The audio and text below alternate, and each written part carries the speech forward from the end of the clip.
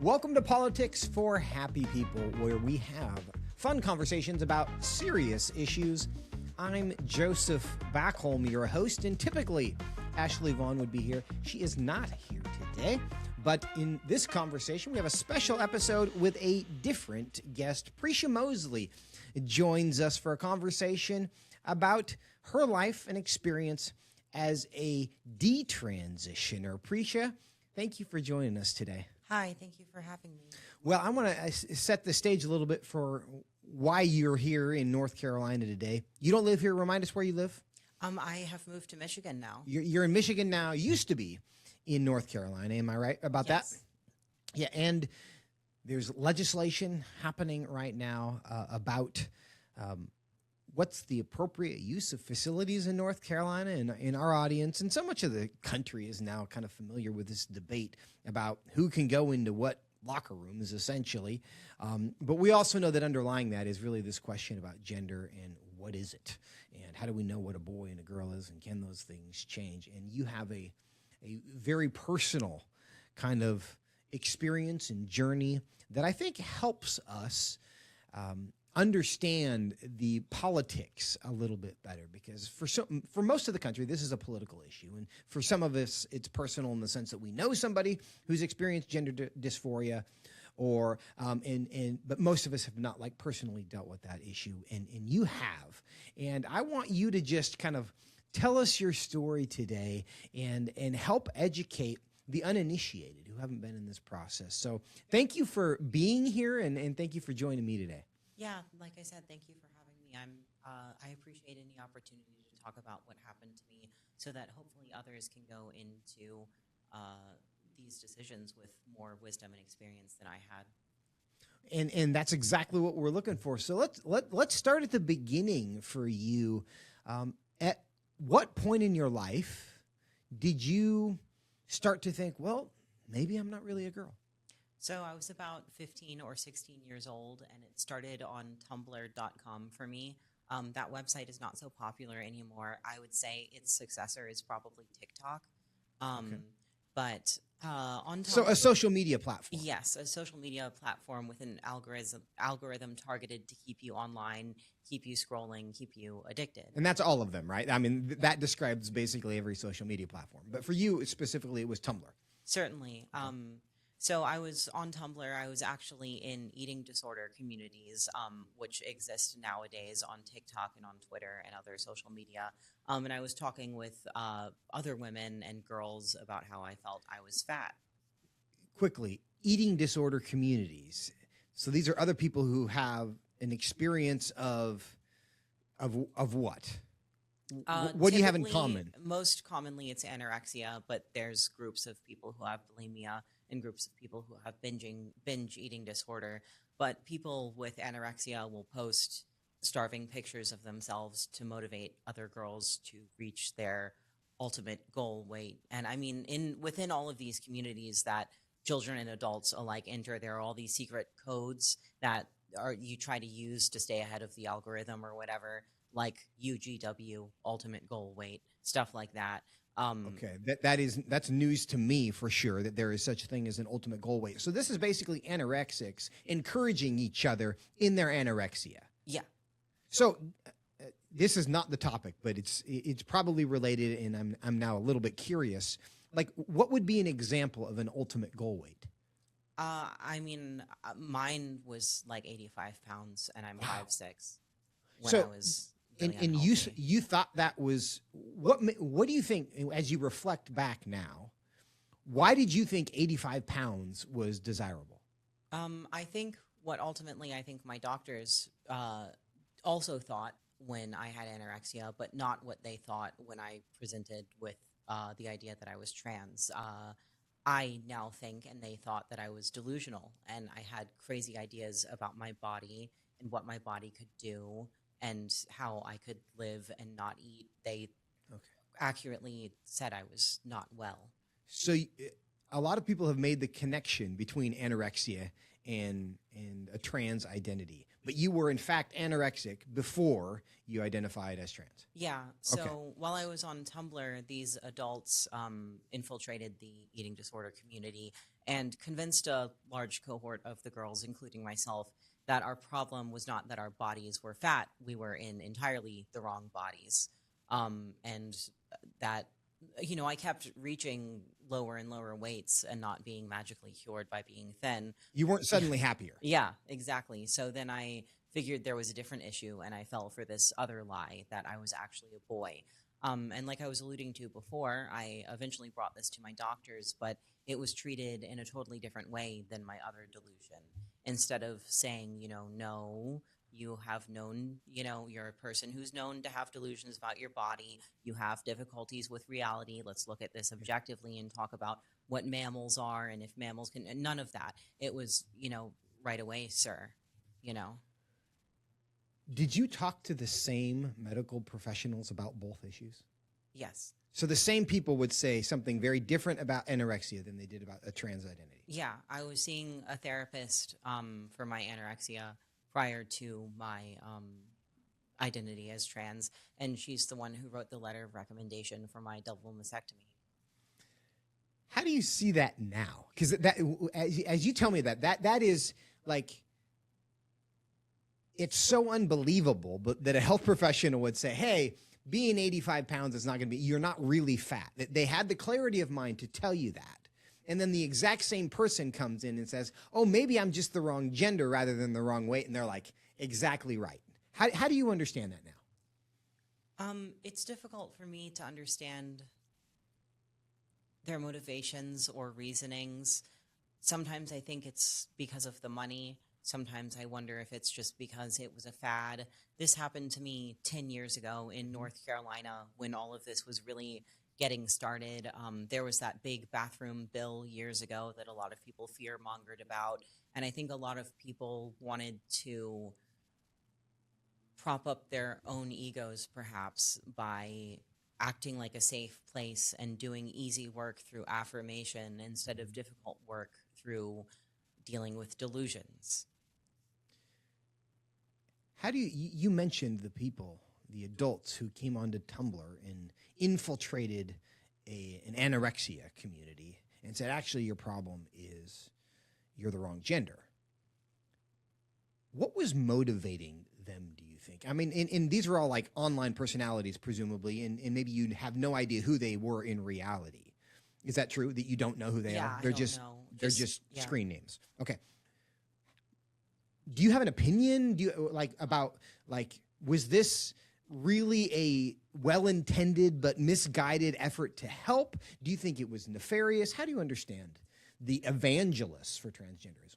I mean, honestly, as far as adults preaching this to children, I think they were groomers. A lot of the adults would also want explicit pictures and stuff like that. The same people. Yeah. But they would guise it under the frame of seeing your progress for your transition and how your body changed. But then they're looking at, and more other girls fell for that more than I did because I had bad sexual experiences in the past. But I didn't see how all of it was bad. I just couldn't, because I was being affirmed and spoken to in ways that I thought were kind, but they weren't really kind. So, and now you see that as grooming. Yeah. Which that is what that sounds like. They were taking advantage of. You just mentioned also bad sexual experiences in the past, and that starts to build this case, because is it sexual abuse? Is that a fair way to characterize what you mean by that? So if there's sexual abuse, then there's anorexia. Did the providers who ultimately kind of paved the way for and greenlit a gender transition, did they inquire about that? Were they curious about some of these factors that could have been really relevant and, in fact, are relevant? I mean, they knew, my therapist and my endocrinologist knew that I had been sexually assaulted, but I thought from what they were telling me that I would be safer as a boy and it would be less likely to happen again. So that was just another reason to go through with it. In your mind, that was your Yeah. Okay. They never investigated the connection between these things or how one event could cause, a disconnection with yourself. Just was never properly investigated. It was as soon as I said that I believed I was trans and a boy, all of the ethics and reasons and rationale that we were just seeing with the anorexia just went out of the window and didn't matter anymore.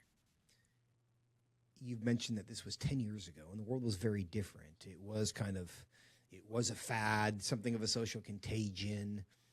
Do you attribute that to like good intentions and ignorance? Do you have any reason to think that the medical community is now asking better questions when someone like you with a history of sexual abuse, history of mental health problems with anorexia says, oh, maybe the problem is trans? Do you think that that would be handled differently today than it was 10 years ago? I suppose it depends on the doctor. I think some doctors have been rightfully scared by laws that have been put into place, many of which I have testified for. Yes. And I'm very proud to have stopped some doctors, but I've noticed a lot of doctors and practices and clinicians doubling down and going underground and going harder. I mean, a hospital in Texas was sued not very long ago for continuing gender transitions on children despite a law passing there and despite them saying the hospital stopped. So I do think that a lot of people are just doubling down and doing more fraud, hiding it more in endocrine disorder diagnoses and stuff. So your fear is that all of the kind of change in the legal landscape is actually just pushing it underground. Yeah, I think that. Do you know that, or do you suspect that? I mean, there has been evidence, like more than one hospital than the one in Texas has been exposed for continuing. Yeah, in referencing the case you referred there, I think it's Texas Children, and a doctor there named Eitan Haim was removed from his job once he blew the whistle on the fact that the Children's Hospital was publicly saying we don't do this because the law doesn't allow it, but they were in fact doing it. And he revealed that during the Biden administration, and at least initially he got the brunt of that, the investigative force of the government, which is, of course, kind of a big part of the problem here. So people want to inquire into that situation a bit more. Eitan Haim is the doctor. Texas Children's Hospital is the facility involved. Now, did anyone on your journey urge any kind of caution before you started taking what were ultimately kind of surgical interventions? I was pretty isolated. So it was mostly just my parents and some members of my family who were telling me that I was really their daughter or aunt or granddaughter and so on. But they never confronted me with things like biology and would often make me feel like they were erasing my feelings because something was clearly wrong. I had experienced this trauma and I needed help, but the issue was not that I had a female body and a male brain. But as far as medical professionals and the people I was really putting my trust in as far as my health, I was never given any other option or told to slow down or stop or that I should wait. In fact, I felt like I was in constant danger of my own death because I was told that this mismatch between my body and my brain, this male brain and female body, was causing me to be suicidal. Which is, of course, the narrative that they have told people for a long time, and a lot of parents have heard. Unless you support this, would you rather have a dead daughter or an alive son, right? Is the way that's framed. So with respect to your family, did they come around? Were they persuaded by the medical community, or did you just decide to agree with the doctors? I just agreed with the doctors, and I moved out at 18 or 19 years old with strangers I met online who lived in Florida who were affirming me. So I just went with the affirmation and paid a hefty price for it. And that's a pretty common story, isn't it, in amongst trans youth who basically replace the family that raised them with an internet family? Yeah, it's, you're told that your family is the enemy and you can't trust them. And if they don't want you to transition. They don't want you to live because this is life-saving care. So basically, they want you to kill yourself. And why would you want to live with them? What would you say to family members now, having walked the path that you have walked? If there are parents whose child or grandparents whose grandchild or sibling comes to them and says, "Hey, I actually think I'm the other gender," how would you advise them to react in that moment? It's most important to never lie. Don't affirm the child and tell them that things are possible that are not actually possible. It's important to hear their feelings and why they feel that way, because you can have things that are true or real without being true. You can really feel a certain way. You can really feel like a boy, but you're not truly a boy. So let's work out why you feel that way. Do you think you were capable of hearing that message in that moment? I'm not sure. By the time I had been reached online and groomed and all of that, I'm not sure. And, I had so much trust in my doctors. I'm not sure I was reachable past a certain point, which is the reason that I advocate for legislative bans and hopefully more lawsuits too. Were you talking to your parents before you were talking to the doctors? No, I brought this to I'm not sure. I feel like I brought it to my doctors and my parents around the same time, but the first people I was talking to about this were the people online. And did they encourage you? Did they connect you to medical providers who then did this? How was that journey of, okay, the internet, Tumblr has persuaded me that this is my problem.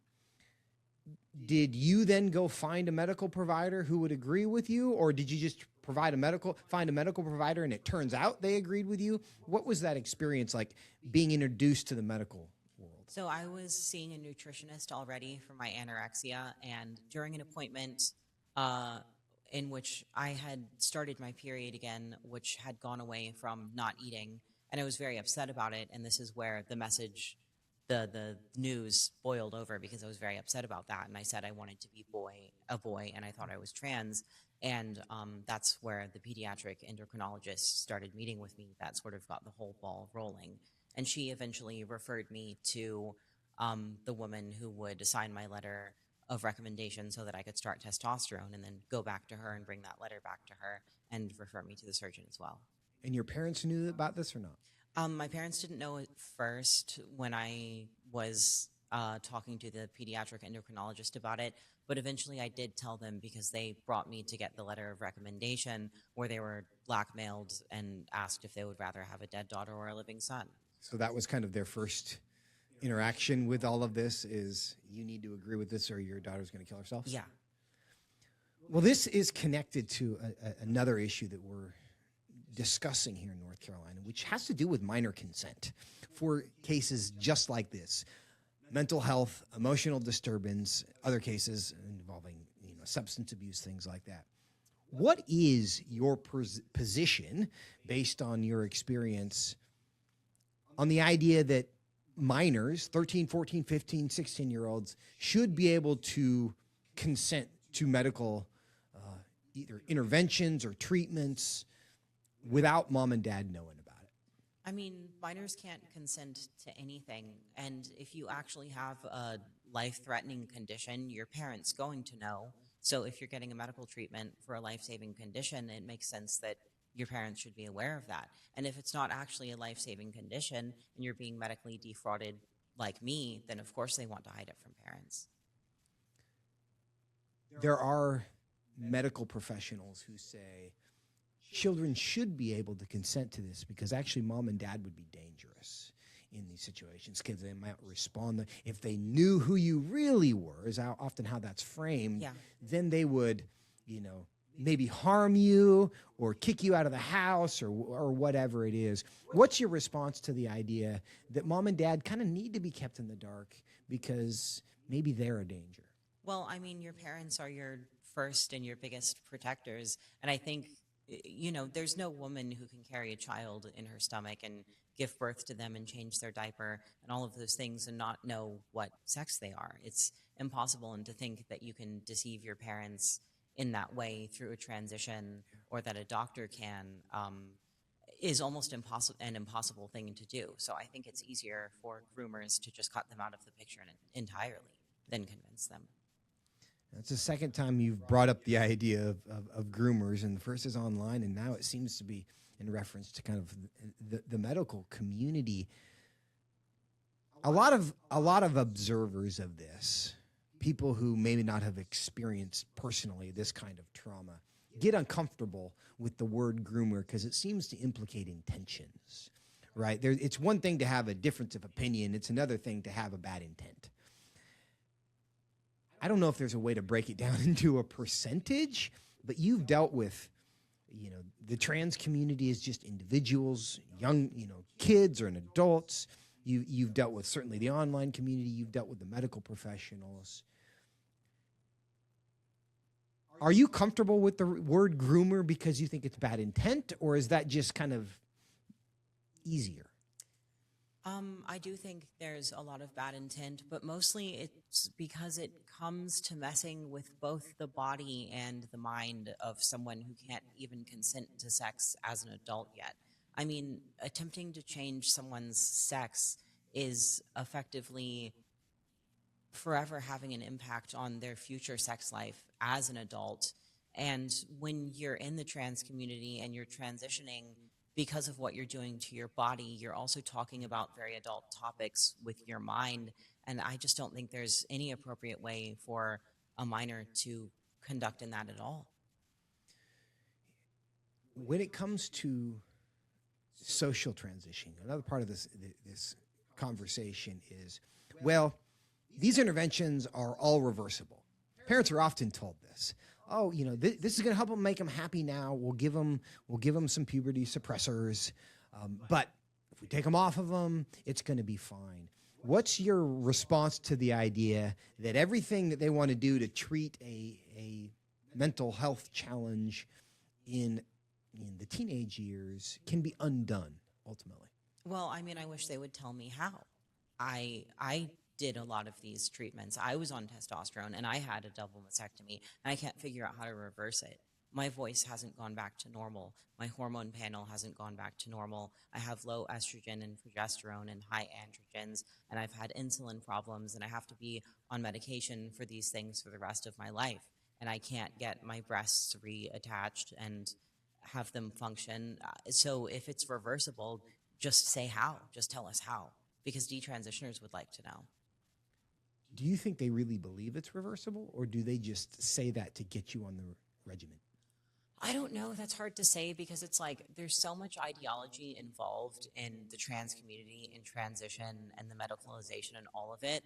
It's like almost like once you get so deep in it, you start to view your body as like Mr. Potato Head. I've even heard people younger than me referring to their body as their avatar, like a character you can customize on a video game, like a complete disconnection from this is the thing through which I live, and my blood flows and it keeps me alive, and scar tissue damages it, and etc. Like none of these things happen anymore, and there's just like such an erosion of reality and the truth. But it's hard for me to imagine that a medical professional could be vulnerable to something like that. But for the people who are transitioning, that's the way I see it. It's interesting that you talk about how others talk about the body as kind of an avatar of, you are really just your consciousness. That's who I am, and I just have this biological organism that I'm stuck to. I've heard it referred to as a juicy robot. Is my mind who I am, and I'm just the driver of this biological car, which is kind of the avatar image that you're providing there. From our worldview perspective, as Christians, we certainly have an idea of what the relationship between the body and the soul and the mind and the consciousness is. How has that, what do you think is the right way for us to talk about the relationship between the mind and the body? And if you talk to other, young people who are experiencing their own kind of, maybe identity crisis is the right word, claiming to experience gender dysphoria, whatever it is, how do you think we should think about the relationship between our mind and our soul and our bodies? I think um, that a lot of culture and society, even since the beginning of time, like I think of Plato and stuff, there has been the idea that the body is evil, a separate lower being than us that's evil and uh, is dirty and disgusting. And I think I've come to learn that I appreciate my body for being something that keeps me alive. My body is the only reason I can talk to you and sit in this room and we can look at each other because I have eyes that work and they're Right. healthy. And I think our bodies, we should be more thankful for them and treat them better, not as so disposable or as something we don't like, but rather uh, vehicles or something that we're very thankful for. Do you think within the trans community is that changing the way they see the relationship between the body and the mind, that once they've changed their body, now is their body actually a part of themselves and it wasn't before? No, you never reach your goal. Just like in the eating disorder Yeah. communities, the ultimate goal weight just goes lower once you reach it because you're still not happy. It's the same chasing the dragon that exists in so many different addictions. No matter how far you go, you need to go further. And you'll never reach it, especially with something as actually impossible as changing sex. Because you can lose weight, at least with anorexia, it's Right. possible you'll And it's die, measurable. but you can lose weight. In transition, you'll never reach it. You'll never become the opposite sex. It's just a costume. When that was your community, did you ever find people who claimed to be or seemed as if they were at peace, that they had accomplished the goal, that kind of inspired you to say, maybe I could have their tranquility if I do this successfully? Um, no, I didn't really have people in the trans community that I looked up to. I had people that I suffered alongside and people who made me feel less alone. But I can't think of any person I've ever met transitioning who's doing well, who has a job and a stable relationship and things going for them and a clean place and a clean body and all of those. I can't think of one. So it was community, but more in a misery loves company kind of way, Yeah. rather than this is who I want to be one day. Yeah, yeah. I thought it was nice to not be told that I was crazy and to be told that there was a magical cure for my suffering that felt really good to take and wasn't much hard work. A related issue here, especially when dealing with teenagers, is the question of social transitioning that is hotly debated, especially in school environments. And it comes up as a policy matter because the question is, should mom and dad know or should mom and dad not know? And we've seen lots of examples of a school essentially conspiring with a child against their parents to keep their parents in the dark because, again, mom and dad are probably dangerous. They wouldn't affirm it, so that would be hard for the kid. So the school is going to protect the kid from their parents, those things. We've also seen some data, and I want you to speak to this, about once you begin that process, once social transitioning happens, the likelihood that you will do things chemically and surgically that ultimately are not reversible becomes much, much greater. What are your thoughts on how the idea of social transition, and of course, it's not, in theory, it's very temporary when all you're going to do is change your clothes and your name, right? Those things don't feel like, oh, that's irreversible. But what are your thoughts on that step of the journey and how schools and policymakers and parents should think about that? Social transition is basically a very invasive indoctrination process, which the majority of the time leads a child or a young adult to medical transition. While you're socially transitioning and coming up with a new name for yourself and starting to hide your characteristics and who you are, you're being told by the trans community and most likely also medical professionals or other types of professionals like counselors or therapists that you're part of a sacred community, but also a very targeted community. And HRT, hormone replacement therapy, will make you pass better, and you have to take that to be safe, and that every medical condition or suicidal thought or bad feeling you've ever had is related to your innate transness. And as the community love bombs you and rewards you and praises you for every minor step you take. And it's fun to shop for new clothes and all of those things. They make you feel good, and but eventually, just like I was saying before, it wears off and you move on to the next thing. And the medicalization is truly irreversible.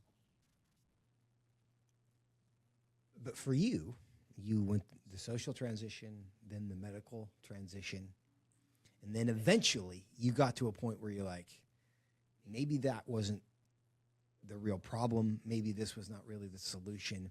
Maybe I've made a mistake. Talk to us about that point of your story where you started to have second thoughts, and then ultimately changed your mind. Yeah, so it was actually through meeting a little girl who is now my daughter, my stepdaughter. I met my fiance at the time, and once he trusted me enough and we were close enough to each other, he brought his daughter over to my house. And her mom was not a part of her life and just didn't have interest in that relationship. So, despite the fact that I was still presenting as a male, I wore male clothes and I had facial hair and all of that. This little girl started calling me mommy after watching her for a while, and it just like totally changed my world, my perspective on everything and myself.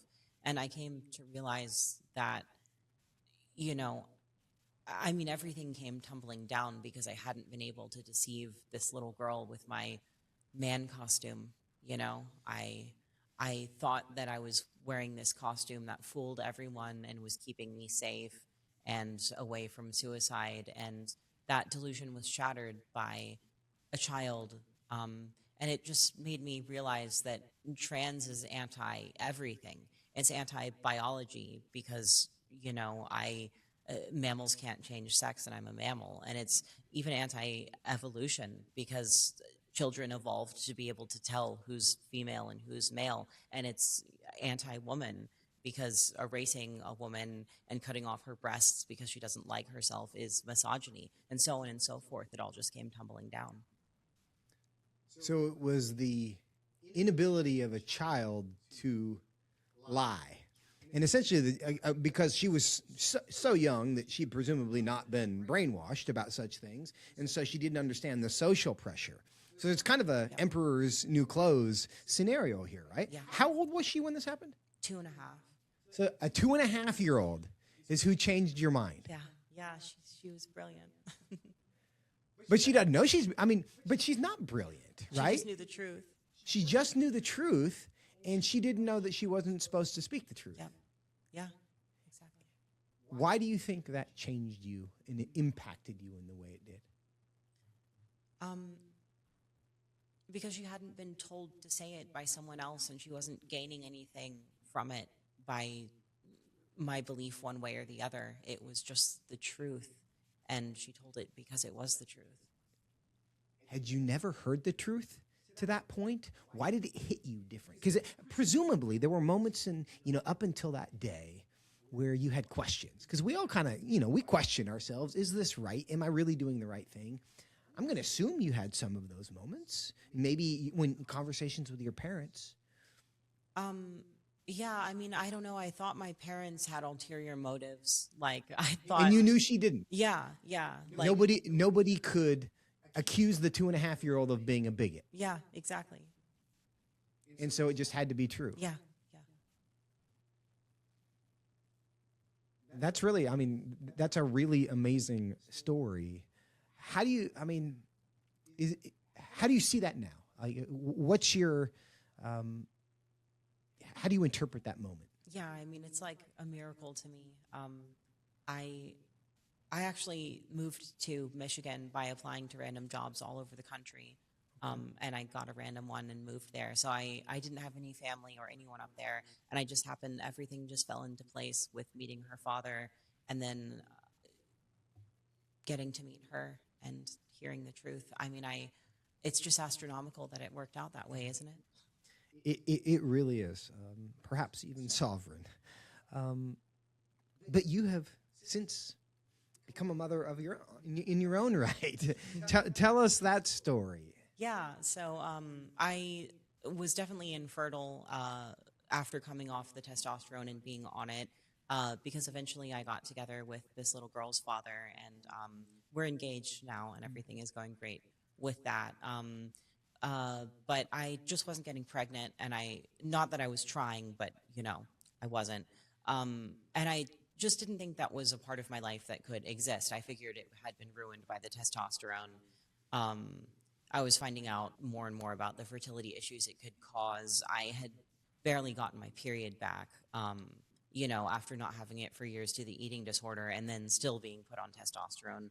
I felt there was no hope. But it was actually right after I was put on birth control, ironically, within just like 2 or 3 weeks of starting hormonal progesterone and estrogen birth control, that seemed to be what kickstarted everything, and I got pregnant. And but the journey has not been easy for you because of your past. Tell us what it's like after having a double mastectomy and then becoming a mother. Yeah, so I mean, first of all, the pregnancy was a high risk pregnancy. I had to be put on progesterone like as soon as I found out I was pregnant to sustain the pregnancy. And I had to get scans all the time, and I was nauseated the entire time because of how much my hormones changed. Um, I had to take Zofran like all the time, multiple times a day. But I went to therapy while I was pregnant for months to deal with the fact that my chest would be numb when I held my baby because it's just scar tissue and tissue that was cut into, nerve damage. But what I didn't expect was to get terrible complications after giving birth. I didn't know, but my surgeon left pieces of my breast tissue inside of my chest. But my nipples were grafted, which means they were cut off and reshaped and reattached in the wrong spot. So they're just decorative. So when my milk came in, it was trapped in my chest, and I couldn't give it to him. And I have never felt pain like that before in my life. What was the response to that then? I mean, I remember my midwife's eyes bulging out of her head when I showed her my chest. I had to go back to binding my chest, wrapping it tightly with bandages. And then I basically just like almost overdosed on Sudafed to like try to dry it up. You have subsequently been involved in some litigation because of this story. Now, before we get into that, a follow-up question. Were you ever told at the beginning of your journey, when you were making decisions to remove your breasts, about any of the potential risks that you ended up actually experiencing? No, I was actually told on my paperwork, it said, I can see it with my eyes, may have trouble breastfeeding. So devastatingly, I even tried, and there was no point to doing that. I just had no idea that this was coming or what was even going on while it was happening. So may have trouble breastfeeding is a bit of an understatement. Yeah, when you graft someone's nipples and there's completely no connection to the milk ducts, it's impossible. So it was a lie. So you have taken action against the doctors who approved, performed all of your medical interventions that did not inform you adequately about what it was that you were doing. Tell us the status of that. Yeah, so I'm suing here in the great state of North Carolina, and my case was initially found to have merit for fraud, and I was very thankful for that. But eventually, the case was dismissed, and I'm appealing it to the appellate courts of North Carolina. The appeal was filed just a couple Mondays ago, the official appeal. Okay. So that means the defending lawyers have a couple weeks to respond, and then we get to respond to that again. Right. And it's a very long process. But eventually, what I understand is 3 appellate court judges will weigh in on whether or not they think the case has merit, and if so, be the judges for that case moving forward. What do you hope to accomplish in that lawsuit? Well, at this point, I want justice for myself and for my children. I know that I was wronged and that my baby son was wronged and that my daughter was wronged too because I don't have breasts, like when she grows up and grows them, what am I supposed to say? Yes, I know it's uncomfortable and scary, but don't cut them off like I did, you know? I mean, so I want justice for myself and for my children whose mother was hurt because they deserve a healthier mom. But I also would like to scare doctors and insurance companies into never harming someone this way again. It would be my hope that my friends and I, the other detransitioners, could just speak out and people would stop out of the goodness of their heart because they somehow suddenly understand for the first time. But I think people are more afraid of losing money than hurting kids. So I'm hoping the lawsuit will stop things. Well, that is an interesting point, and again, it's been 10 years since you started this, and we've learned a lot. And many medical associations and entire countries in Europe have said, "Hey, we're not going to do this because we can't find any evidence that this solves the problem it claims to solve, and there's certainly consequences. So no, we're not going to do this anymore." In recent months, there are finally American medical associations recommending against surgical and chemical interventions. So that is progress in the right direction. From your perspective, and you talk to detransitioners, and presumably you may talk to some people in the trans community still today, have you seen any movement in the institutions that are involved in this that would suggest to you we may stop doing this, or at the very least, we're going to do a better job of informing people what is involved? No, I think that, like I was saying earlier, it's just been more doubling down. I can see everyone clinging to the ship as it sinks and going down with the ship. Um, and I think the people who will cling on the longest are the people who actually believe in it.